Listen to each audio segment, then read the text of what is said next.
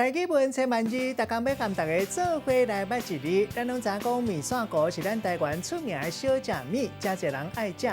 今仔日要甲大家小解这一字，咱做伙来看到，这就是糊，面线糊的糊，读做果糊第五条。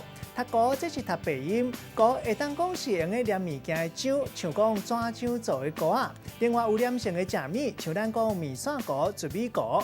这个糊嘛有外意思，像咱讲糊油骨、糊饼，嘛有一句话讲目睭互喇叭糊着，代表讲看唔到人，或者是讲介意着一个条件无树皮的人。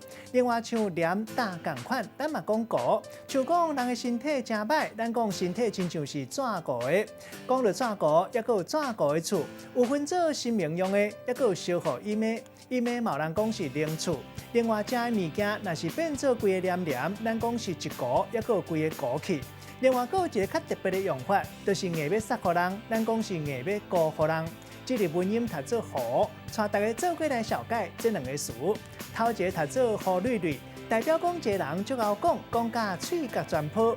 较早有一句话讲，每人喙糊绿绿，这个意思是用每人来比喻一个人讲话无实在。第二个呢是一句俗谚语，人咧讲烂涂袂过得壁，这意思是讲一个人或者是物件无路用、无路财。